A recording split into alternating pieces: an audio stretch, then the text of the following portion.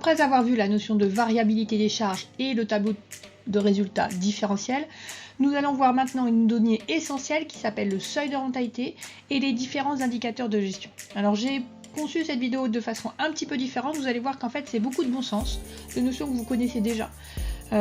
Du cours, des exercices, tout est mélangé, restez bien jusqu'à la fin parce qu'en fait il y a des explications d'une application qui servent de cours également. Bon courage à vous, on y va.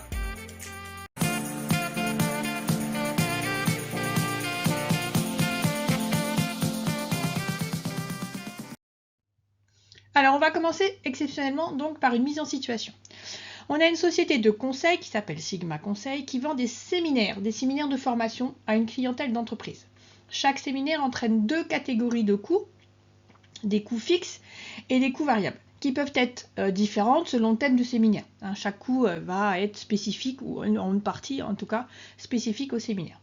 On se propose de monter une journée de formation sur le management de crise, pour laquelle ont été recensées d'une part des charges fixes d'un montant de 1 000 € par jour, qui représente le coût de l'animateur, la location de la salle, grosso modo, et une deuxième catégorie de coûts, qui sont des charges variables cette fois-ci, pour 30 € par participant, qui constituent aussi bien le coût du repas que tous les supports de cours qui sont fournis, qu'il faut photocopier et distribuer. Voilà la situation de départ.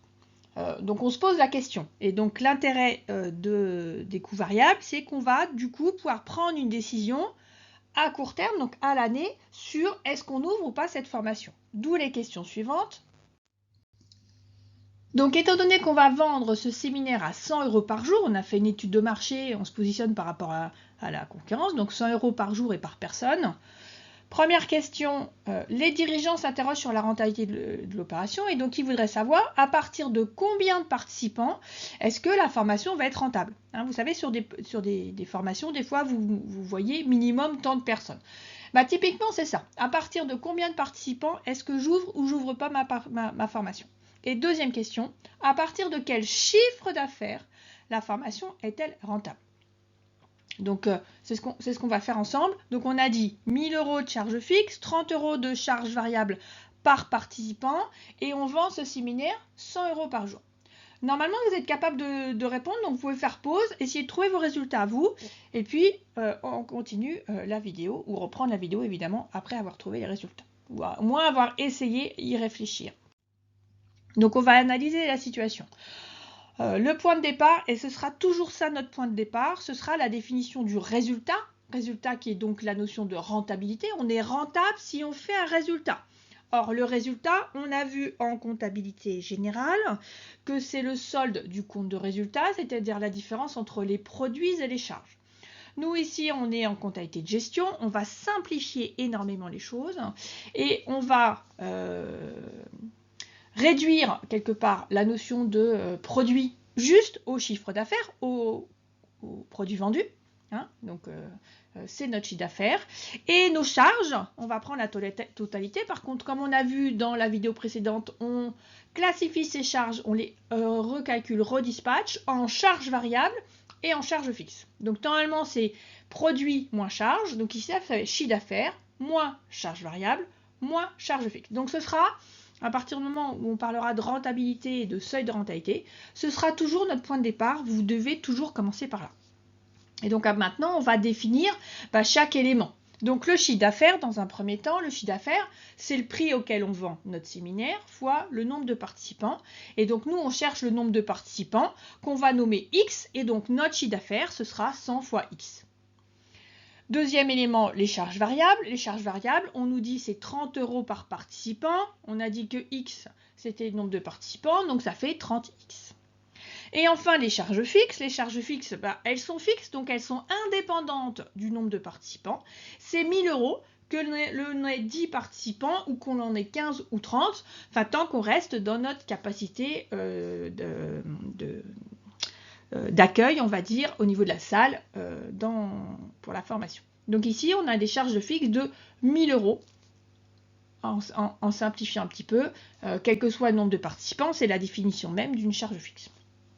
Et donc nous, on cherche le nombre de participants, donc on cherche X qui permet d'être rentable, c'est-à-dire qui permet d'avoir un résultat supérieur à 0. Alors, on va faire une résolution mathématique, mais il y a des hypothèses sous-jacentes qui font qu'on va être capable de simplifier. De façon de la construction en fait de l'entreprise et du résultat, on sait que à partir du moment où le résultat, alors non, je vais le faire autrement, plus je vais produire, donc plus je vais avoir de participants, plus mon résultat va augmenter. Donc j'ai un résultat qui, de façon on va poser comme hypothèse que de par sa construction, mon résultat est une fonction croissante en fonction du nombre de participants. Plus j'aurai de participants, plus je vais être rentable, plus mon résultat va augmenter. Et donc, nous, ce qu'on veut, c'est le nombre de participants pour avoir un résultat supérieur à 0. Donc, plutôt que de travailler avec des inégalités, des signes supérieurs ou inférieurs, on va dire non. On sait que le résultat est croissant, donc on va déterminer le seuil pour lequel le résultat est égal à 0. Et donc, on sait que si on a plus de participants, le résultat sera supérieur à 0 et donc on sera rentable. Voilà, c'était peut-être un peu long, on y va. Donc, on cherche x tel que r égale 0 et non pas r supérieur ou égal à 0. C'est quand même plus simple mathématiquement pour résoudre. Donc, on sait que le chiffre d'affaires moins les coûts variables, donc ici on est le chiffre d'affaires moins les coûts variables moins les coûts fixes égale 0. Donc on va simplifier, 100x moins 30x, on a donc 60x moins 1000 égale 0, donc 60x égale 1000, et donc x égale 1000 divisé par 70, ça fait 14,29. Alors on en déduit quoi? Attention, on nous demandait un nombre de participants, on ne peut pas avoir des 0,29 de personnes. Donc la réponse était, il faut minimum 15 participants pour que la formation soit rentable. Deuxième question. Donc toujours, on part de notre situation. On cherche cette fois-ci la recette, donc le chiffre d'affaires minimum pour faire des bénéfices, c'est-à-dire pour que le résultat soit supérieur à 0. Alors facilement, on peut dire, voilà, on a trouvé que c'était 14,29 personnes, c'est 100 € par personne, ça fait 1429 €. Ça marche, c'est nickel. Attention, hein, on garde bien 14,29, c'est-à-dire sans les arrondis. On ne prend pas 15, sinon on perd une marge de manœuvre, je vous explique à la fin. Maintenant, je vais vous montrer une méthode qui n'utilise pas le nombre de participants. Dans certains cas, on verra, on n'a pas les informations sur le nombre de participants, on ne peut pas le calculer, donc il faut être capable de le déterminer différemment. Donc toujours le même point de départ, le résultat c'est le chiffre d'affaires moins les coûts variables moins les coûts fixes. Par construction, on a dit le chiffre d'affaires c'est 100x, et x est donc chiffre d'affaires sur 100. On va donc avoir chiffre d'affaires moins 30x moins 1000 égale 0. Et on va remplacer x par chiffre d'affaires sur 100, puisque ce qu'on veut comme variable, c'est chiffre d'affaires. Donc on ne peut pas avoir dans une même équation deux inconnus. Donc on va remplacer x par chiffre d'affaires sur 100 pour avoir une seule inconnue qui est le chiffre d'affaires. Et donc on va trouver chiffre d'affaires moins 30 CA sur 100 moins 1000 égale 0. Et donc un chiffre d'affaires qui est égal à 1000 divisé par 70 sur 100, ça fait 1428,59. Et il y a moins d'arrondis, on retrouve à peu près les 1429 €. Ça veut dire quoi au niveau de l'entreprise? Ça veut dire que lorsque je vais vendre, il faut que j'ai en caisse à la fin pour pouvoir ouvrir minimum 1428,57 pour, on a dit, 15 personnes. Ça veut dire que j'ai une petite marge de manœuvre commerciale pour pouvoir autoriser certains participants, pour pouvoir mener des actions commerciales pour certains participants et faire des réductions de prix. Mais à minima sur ces 15 personnes, on a dit minimum 15 personnes et minimum 1428,57. Donc je peux accorder à certains des réductions, mais je dois avoir un chiffre d'affaires minimum de 1428,57, sinon je serai en perte. Conclusion, c'est quelle est cette notion de seuil de rentabilité? C'est ce qu'on vient de calculer. Donc on va commencer par une définition que vous devez connaître. Le seuil de rentabilité, moi je dote SR, qu'on voit régulièrement quand même écrit comme SR, se définit comme le point à partir duquel la marge sur coût variable couvre les charges fixes. C'est légèrement différent de ce qu'on a vu, mais si vous regardez par construction, c'est vraiment ça. C'est le point à partir duquel le résultat commence à être positif. Ce point il peut s'exprimer de différentes façons. Il peut s'exprimer sous forme de quantité, c'est ce qu'on a fait avec le nombre de personnes, on va avoir le nombre de. Il peut s'exprimer sous forme de chiffre d'affaires, on parlera aussi de chiffre d'affaires critique, ou de chiffre d'affaires. Et il peut aussi s'exprimer sous la forme d'une date. Et dans ce cas-là, on parle de point mort. C'est-à-dire que, je vous ai dit, dans la définition de départ, c'est le point à partir duquel, donc c'est la quantité à partir duquel on fait des bénéfices, c'est le chiffre d'affaires à partir duquel on fait des bénéfices, ou c'est le moment de l'année à partir duquel on fait des bénéfices. Et donc, vous devez être capable de déterminer ce seuil de rentabilité en fonction de ces trois formes-là. On va revenir sur la notion de seuil de rentabilité rapidement. Et surtout sur les calculs que je vous propose, c'est deux formules que je vous propose d'apprendre, qui vont vous permettre de gagner du temps, une fois qu'on a compris. Premier élément, on a dit on détermine le seuil de rentabilité en quantité. Et dans ce cas-là, la quantité, c'est le rapport entre le montant des coûts fixes, le montant global des coûts fixes, et la marge unitaire sur coût variable. Alors la marge unitaire sur coût variable, c'est en fait la différence entre le prix et le coût variable unitaire. Donc dans notre exercice, dans notre exemple là, sur les séminaires, on avait petit m qui est égal à 100 le prix de vente du séminaire, moins 30 € par participant de charges variables. Donc on avait une marge unitaire de 70. Et vous vérifiez, si on fait 1000 les coûts fixes divisé par 70, on retombe bien sur notre nombre de personnes de 14,29, soit 15 participants. Deuxième formule à connaître, c'est pour cette fois-ci déterminer le seuil de rentabilité en chiffre d'affaires. Et donc dans ce cas-là, le chiffre d'affaires critique, c'est le rapport entre les charges fixes totales et le taux de marge unitaire sur coût variable. Donc petit t là, ça se calcule en faisant le rapport entre la marge unitaire, petit m, donc prix moins coût variable unitaire, divisé par le prix. Donc si je reprends mon exemple de Sigma Conseil, petit t en fait ça correspondait à quoi? J'ai une marge unitaire, on a dit de 70, j'ai un prix de 100, donc j'avais un taux de marge de 0,70, c'est 70%. Un taux de marge sur coût variable unitaire de 70%. Et donc pour obtenir le seuil de rentabilité en chiffre d'affaires, je fais le rapport 1000 divisé par 0,7 et je retrouve bien le chiffre d'affaires critique de 1428,57 €. Pour ce qui est du point mort en date, il n'y a pas de formule à connaître. Je vais juste vous préciser qu'il existe deux façons de raisonner. Donc, première étape, en fait, ce qu'on va faire pour pouvoir déterminer ce point mort en date, il faut avoir la prévision des ventes. Donc, soit les quantités, soit le prix, soit le quantité, pardon, soit le chiffre d'affaires. C'est-à-dire que dans ce cas-là, pour le chiffre d'affaires, il me faut généralement quantité et prix. Et l'objectif, c'est donc d'estimer la date à laquelle on va atteindre ce seuil de rentabilité. On va donc avoir, j'ai dit, deux cas de figure. Le premier cas de figure, on va considérer en fait que notre chiffre d'affaires, on va l'estimer annuellement et qu'il est équivalent tous les mois. Donc on va considérer que par exemple l'année prochaine, je pense que j'aurai un chiffre d'affaires de 2000 €. Et pour trouver le moment à laquelle ça va arriver, c'est 2000 € et c'est 2000 € sur 365 jours. Pareil chaque jour. Donc on fait un prorata simple, mais c'est pas réaliste.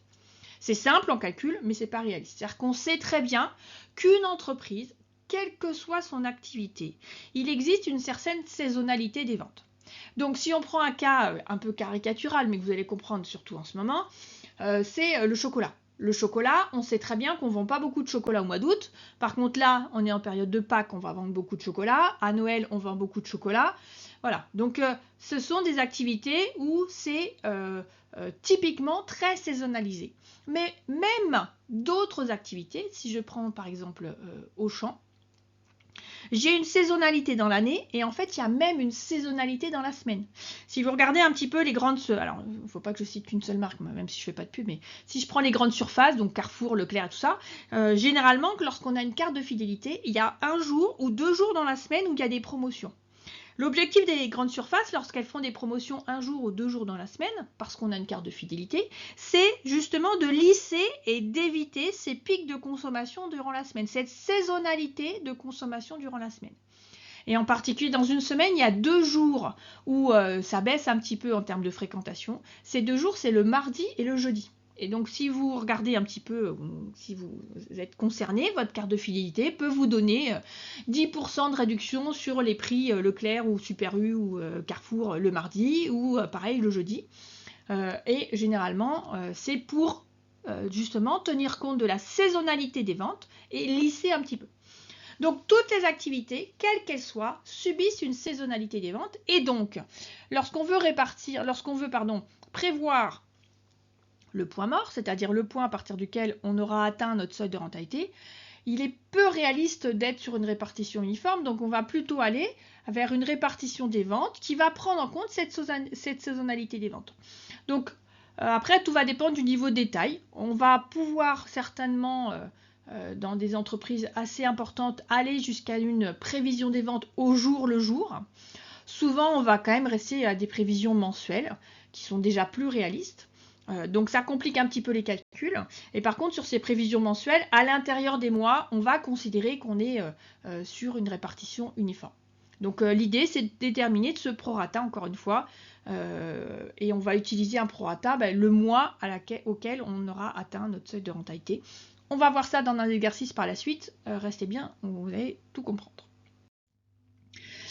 Ce seuil de rentabilité, cette notion de seuil de rentabilité, elle permet de déterminer quand est-ce qu'on est rentable, mais il y a d'autres indicateurs qui vont aider à la prise de décision en connaissant un petit peu la marge de manœuvre. Premier indicateur que je vous présente, c'est la marge de sécurité. La marge de sécurité, c'est la différence entre le chiffre d'affaires et le seuil de rentabilité. Alors évidemment, quand je dis seuil de rentabilité, c'est le seuil de rentabilité en chiffre d'affaires, pas en quantité. On ne va pas faire une différence entre un chiffre d'affaires, c'est-à-dire des euros, et des quantités, c'est-à-dire du nombre de participants. Donc c'est le chiffre d'affaires moins le seuil de rentabilité exprimé en chiffre d'affaires. En fait, c'est le montant du chiffre d'affaires qu'on peut perdre sans être en perte. Par exemple, vous avez estimé votre seuil de rentabilité et vous avez une marge de sécurité qui correspond à 10 000 euros. Vous pouvez vous arrêter de travailler pour cause de pandémie, perdre 10 000 euros de chiffre d'affaires, et dans ce cas-là, votre entreprise pourra quand même arriver à un résultat égal à 0. Donc ça, c'est votre marge de sécurité. Il faut connaître cet indicateur de gestion. Deuxième indicateur qui est lié à cette marge de sécurité, où cette fois-ci, on va l'exprimer différemment, ça s'appelle l'indice de sécurité, qu'on note IS. Et c'est la marge de sécurité, mais exprimée en pourcentage du chiffre d'affaires. Donc c'est marge de sécurité divisée par chiffre d'affaires. Et je ne vous fais pas les démonstrations, mais on peut aussi le calculer en faisant le rapport entre résultat sur marge sur coût variable. Donc en fait, ici typiquement, si je ne fais pas de calcul de seuil de rentabilité et que je fais juste mon compte de résultat différentiel, dans mon compte de résultat différentiel, j'ai la marge sur coût variable et j'ai le résultat. Donc, je suis capable de calculer directement l'indice de sécurité sans faire d'autres calculs. Donc, c'est l'intérêt aussi de cet indice de sécurité. Et cet indice de sécurité, c'est donc le pourcentage de chiffre d'affaires qu'on peut perdre sans que l'entreprise soit en perte. Je peux perdre 10% du chiffre d'affaires. Donc, si je peux perdre 10%, si je suis fermé un mois, exceptionnellement, je peux quand même du coup rester ouvert puisque je perds 1/12 et que j'ai le droit de perdre jusqu'à 1/10. Troisième indicateur de gestion qui s'appelle cette fois-ci l'indice de prélèvement qu'on note IP. Cet indice de prélèvement, ça représente le pourcentage de chiffre d'affaires qui permet de couvrir les charges fixes. On sait que la première étape, il faut à minima couvrir les charges fixes. Après, il faudra aller au-delà, mais à minima, il faut couvrir les charges fixes. C'est un petit peu le principe, là, on est en cas de confinement et en termes d'aide de l'État, vous avez des établissements qui sont complètement fermés, et donc les aides qu'ils reçoivent sont destinées à couvrir au minima les charges fixes. Puisque lorsqu'elles sont arrêtées, il n'y a plus de charges variables. Donc ça, c'est le principe. Et donc cet indice de prélèvement, c'est le rapport entre les charges fixes et le chiffre d'affaires. Voilà donc les trois indicateurs de gestion qui vont permettre l'entreprise de prendre des décisions de façon plus éclairée. Et donc l'entreprise va comme ça être capable de prendre des décisions rapidement, c'est-à-dire dans un délai inférieur à l'année. Je termine avec un troisième indicateur qui lui plutôt est tourné vers l'avenir en disant « Et si je faisais ça, comment est-ce que ça va évoluer ?» C'est une notion que vous avez déjà appréhendée en économie, pas tout à fait la même, mais quand même. Donc ça s'appelle le coefficient de volatilité, qu'on note LO. Et c'est en fait la notion de l'élasticité du résultat par rapport au chiffre d'affaires. Donc si on prend la formule, c'est donc l'élasticité du résultat par rapport au chiffre d'affaires. Et comme vous avez vu, l'élasticité prix, l'élasticité j'ai oublié produit, j'ai bu. C'est donc une variation relative, c'est la variation relative du résultat sur la variation relative du chiffre d'affaires. Alors pareil, ça pourrait se démontrer, je ne vais pas vous les montrer, je vous demande juste de me croire et d'apprendre ces formules-là. Donc soit vous amusez à calculer l'élasticité, mais ça nécessite un peu de calcul et ça nécessite forcément d'avoir 2 années pour pouvoir faire des variations. Et en fait, des fois, on a besoin de calculer très très tôt. Et donc l'intérêt, c'est que ce levier opérationnel, ce coefficient de volatilité, ça se détermine aussi en faisant le rapport entre marge sur coût variable divisé par résultat. Ou, si vous revenez aux indicateurs qu'on a vus tout à l'heure, c'est 1 sur l'indice de sécurité. Ça veut dire quoi? Ça permet de savoir quoi, en fait, ce levier opérationnel, c'est pour ça que ça s'appelle aussi LO. Si le chiffre d'affaires augmente de X%, alors le résultat augmentera de X fois L0%. C'est-à-dire que si j'ai une élasticité de 2, une augmentation du chiffre d'affaires de 100 permettra d'augmenter le résultat de 200, ce qui est super. Donc idéalement, ce levier opérationnel, il est positif, ça c'est la première chose. Généralement, il est compris entre 0 et 1. S'il est supérieur à 1, ça démontre une rentabilité formidable pour une opération et c'est très très bien. Passons donc maintenant à une application. Alors vous pouvez faire pause, reprendre vos notes et on va donc partir sur une application où je vais vous expliquer de nouvelles choses qu'il faut que vous connaissiez. Donc c'est l'entreprise Coutou. L'entreprise Coutou, elle est basée à Vannes. Elle vend des machines à coudre puisqu'elle coud tout. Elle prévoit de vendre, jamais si vous comprenez nos blagues un peu de comptable, donc je préfère mettre les points sur les i des fois. Donc elle prévoit de vendre 5000 machines en N+1 au prix de 300 € hors taxe. Alors on est en calcul de coût, on a intégré le fait que lorsqu'on achetait, qu'on vendait, ce qui nous intéressait c'était uniquement les valeurs hors taxe, donc on ne s'occupe pas de TVA. Donc ces achats de matières premières s'élèvent à 100 € par unité, ces charges variables de production s'élèvent à 80 € par unité, ces charges variables de distribution sont évaluées à 5% du prix de vente par unité. On a par ailleurs un loyer trimestriel de 3 000 €, des dotations d'amortissement annuelles pour 100 000 € et d'autres charges fixes qu'on a regroupées ensemble pour un montant annuel de 200 000 €. Donc ça, c'est notre point de départ. On va rajouter quelques informations, mais c'est notre point de départ. Donc normalement, vous voyez, ça c'est un petit peu la suite de ce qu'on a fait avant. C'est-à-dire que j'ai une entreprise, normalement, avec tout ce que vous avez vu en calcul de coût, vous êtes capable de déterminer un petit peu ces informations-là. Là maintenant, il s'agit donc de prendre une décision. Donc ce qu'on va faire dans un premier temps, c'est établir le compte de résultat différentiel. Calculer le seuil de rentabilité en valeur et en volume, et on va essayer de voir un petit peu ce que ça veut dire. Calculer le point mort en considérant que, premièrement, l'activité est répartie de façon linéaire, on va dire, sur 11 mois, puisqu'on ferme l'entreprise au mois de juillet. Et puis, c'est trop simple, en fait, donc deuxième calcul, on va le calculer cette fois-ci, ce point mort, en considérant que l'activité est irrégulière, ce qui est vraiment le cas.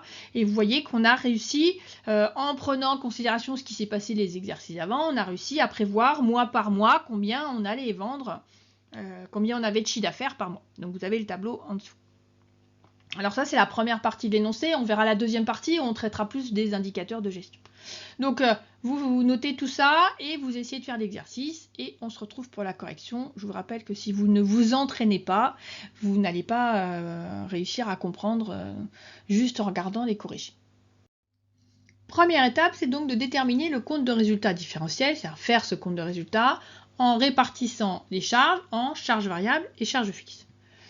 Voici le modèle que je vous présente. Donc ici, le chiffre d'affaires, c'est donc 5000 machines à 300 €, donc 1,5 million. Les charges variables, on me dit qu'on a des charges variables de 100 €, 85% du prix de vente.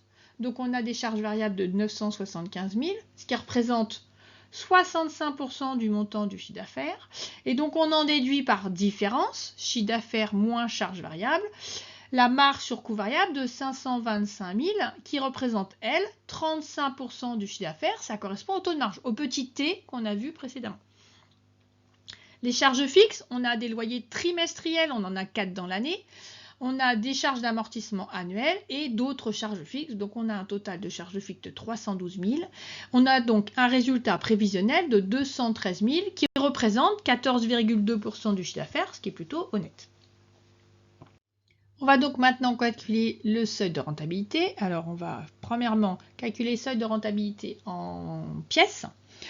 Donc, c'est le coût fixe divisé par la marge unitaire. Alors, la marge unitaire, on a vu tout à l'heure le prix de vente de 300 et des charges variables unitaires de 195, ce qui me fait une marge unitaire de 105. Et donc, on est sur 2972 machines. Alors, petite chose, donc une autre façon de calculer petit m. Petit m, c'est le taux de marge fois le prix, c'est 35% fois 300 €. On retrouve bien les 105. Et alors, une remarque qui va être importante, c'est qu'on va toujours arrondir à l'entier supérieur. L'idée, c'est bien déterminer le seuil, c'est-à-dire que le point à partir duquel on est rentable. Si on arrondit en dessous, quelle que soit la valeur qu'on obtiendra, si on arrondit en dessous, on va se retrouver avec un résultat légèrement négatif. Nous, on veut le seuil, donc à partir duquel. Donc forcément, on va arrondir au-dessus puisqu'on est prudent. On peut ensuite déterminer le chiffre d'affaires critique. Cette fois-ci, c'est le rapport coût fixe sur taux de marge, donc 312 000 divisé par 35%.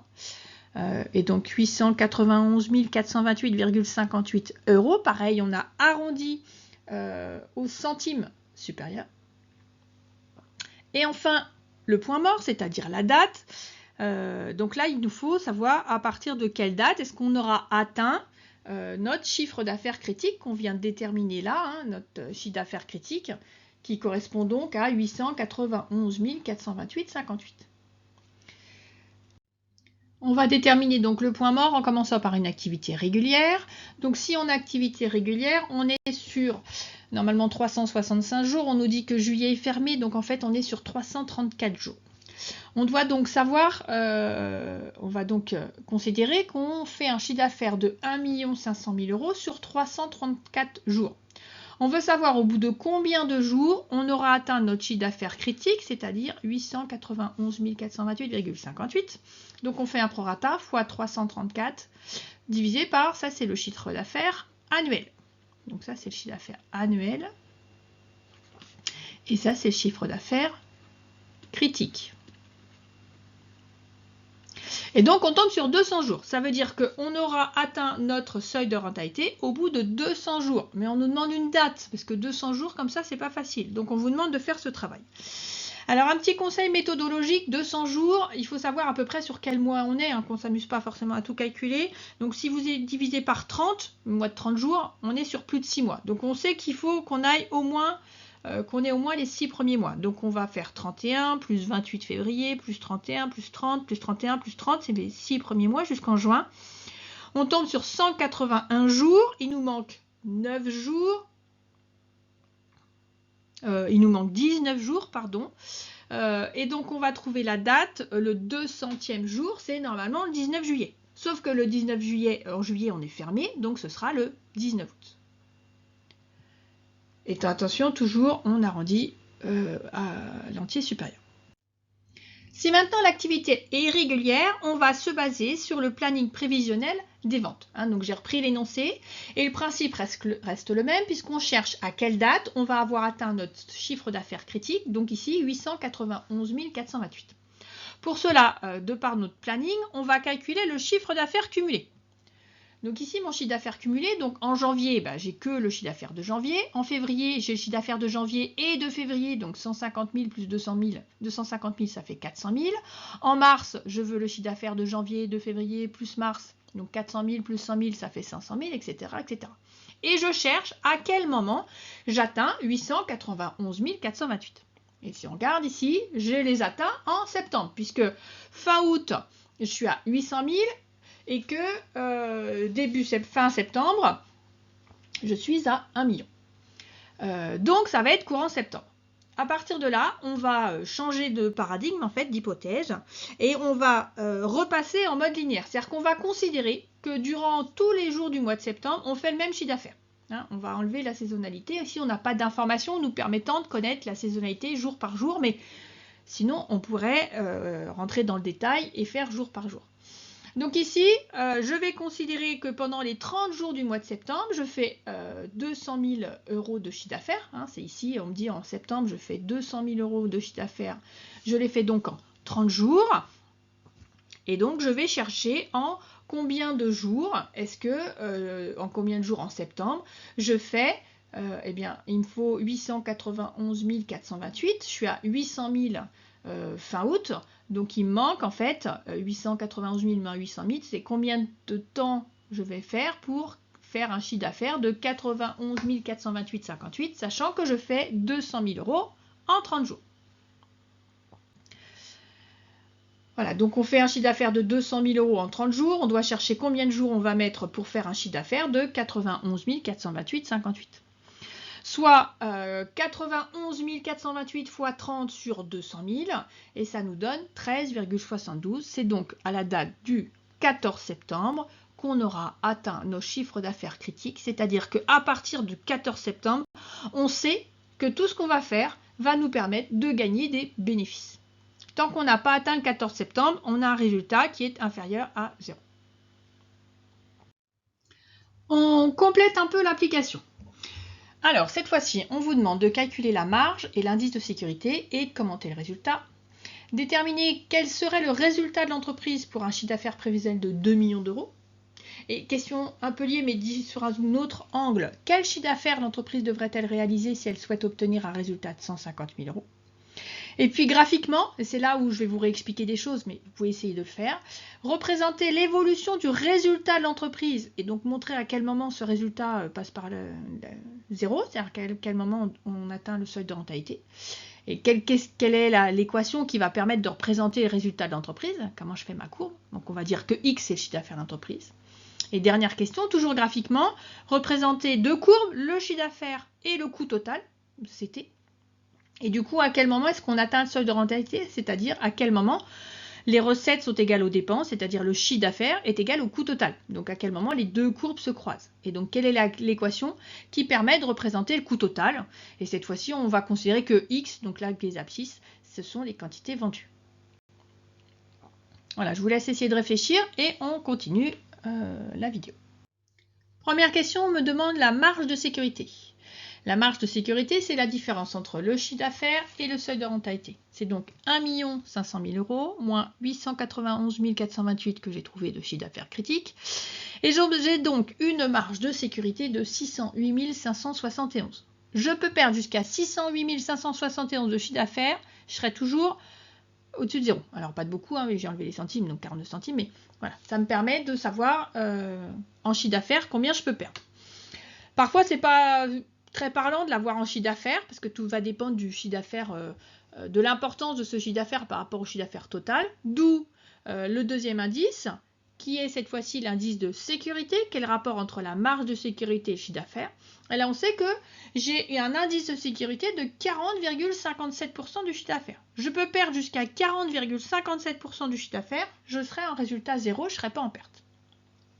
Troisième question. On me dit, si le chiffre d'affaires était de 2 millions d'euros, quel serait mon résultat? Alors, je sais que j'ai une proportionnalité entre les charges variables et le chiffre d'affaires, et donc la marge sur coût variable et le chiffre d'affaires. Je vais donc pouvoir en déduire la marge sur coût variable, puisque la marge sur coût variable, c'est, dans mon exercice, 35% de 2 millions d'euros. J'ai donc une marge sur coût variable de 700 000 euros. Par construction, les charges fixes sont fixes. Et donc, j'obtiens un résultat de 700 000 moins 312 000, donc 388 000 euros. Donc, si je prévois un chiffre d'affaires de 2 millions d'euros, j'aurai un résultat de 388 000 euros. Raisonnement inverse, maintenant, on souhaite un résultat de 150 000 euros. On sait que c'est 150 000 euros, c'est mon résultat, donc c'est marge sur coût variable, moins coût fixe. Donc, on a 150 000 euros qui est égal à 35% du chiffre d'affaires, moins 312 000 euros. Et donc l'idée, cette fois-ci, c'est comme j'ai le résultat, c'est de trouver le chiffre d'affaires. Et donc on va trouver, en résolvant l'équation, que le chiffre d'affaires, c'est 150 000 plus 312 000, tout ça divisé par 35%, c'est donc 1 320 000 euros. Donc si je veux un résultat de 150 000 euros, à minima, il faudra que je vende pour 1 320 000 euros de machine à coudre. Autres questions maintenant qui sont liées à la représentation graphique, que vous compreniez comment est-ce qu'on obtient ce fameux seuil de rentabilité. Deux façons de le déterminer. La première question, c'était de représenter l'évolution du résultat. Et donc on a dit que ce résultat, lorsqu'il était égal à 0, eh ben, c'était mon seuil de rentabilité. Le résultat, c'est chiffre d'affaires moins coût variable moins coût fixe. C'est aussi marge sur coût variable moins coût fixe. Et on a déterminé que la marge sur coût variable représentait 35% du chiffre d'affaires. Donc on va représenter l'évolution du résultat en fonction du chiffre d'affaires, en fonction de l'équation qui est donc ici, qui est donc que le résultat est égal à 0,35 CA, c'est-à-dire X moins 312 000.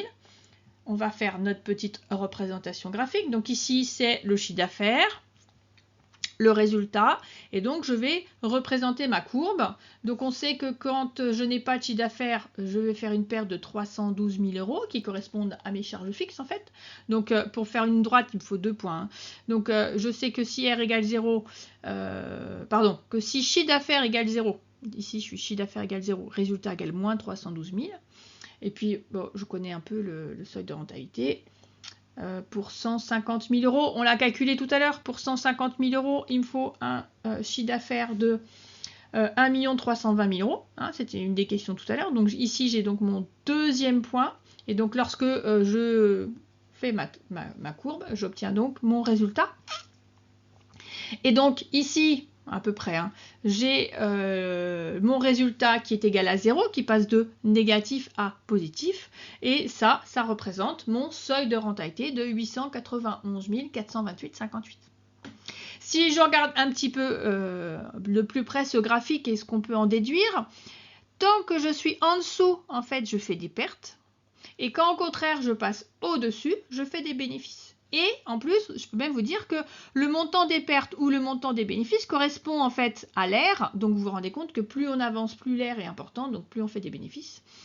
Plus on est éloigné cette fois-ci de ce côté-là du seuil du chiffre d'affaires critique, plus les pertes sont importantes. Deuxième représentation graphique cette fois-ci, où je vais représenter deux courbes, le chiffre d'affaires et le coût total. Donc le coût total, c'est charge variable plus charge fixe. Les charges variables, c'est 195 fois je vais y arriver, fois les quantités. Donc ici, les quantités de machines à coudre vendues, on en vend 5000. Ici, on va représenter et le coût total et le chiffre d'affaires. Donc on sait que pour 5000 machines vendues, j'ai un chiffre d'affaires ici de 1,5 million. C'est dans l'énoncé. Si je ne vends pas de machines, j'ai un chiffre d'affaires de 0. Et donc, je vais pouvoir représenter mon chiffre d'affaires qui représente le prix de vente fois X, qui est le nombre de machines vendues. Donc, le chiffre d'affaires égale 300 fois X. Je dois maintenant représenter le coût total. On en a l'équation ici. Donc, le coût total, lorsque je suis à X égale 0, alors je l'ai ici. J'ai 312 000 euros de charges fixes, donc ça c'est mon premier point. Et deuxième point, je sais que pour 5000, j'ai pris 5000, on a un coût total de 1 287 000, c'est ce que j'ai obtenu dans mon compte de résultat différentiel, hein, donc j'ai pas fait de gros calcul. J'ai cette fois-ci encore mes deux points, ici, et donc je vais pouvoir représenter la courbe de coût total, qui est donc 195 fois X plus 312 000. À partir du moment où on a égalité entre le chiffre d'affaires, c'est-à-dire les recettes, et le coût total, c'est-à-dire les dépenses, je suis donc à un résultat qui est égal à 0. Ça correspond à 2927,43 machines vendues. C'est ce que j'ai trouvé tout à l'heure, le seuil de rentabilité en quantité. Comme dans le graphique précédent, on peut visualiser que quand on vend moins de machines, on fait des pertes. Et encore une fois, l'air représente la valeur de la perte. Et lorsqu'on vend plus de machines, on fait des bénéfices. Et encore une fois, l'air représente le montant des bénéfices.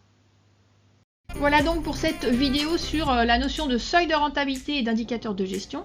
Vidéo dense mais que j'espère vous avez trouvé intéressante. Si c'est le cas, n'hésitez pas à faire un petit pouce. Pour se retrouver sans faute pour la prochaine vidéo qui parlera d'une évolution de la méthode des coûts variables qui s'appelle la méthode des coûts spécifiques. Pour ne pas la rater, je vous invite à vous abonner et on se retrouve bientôt.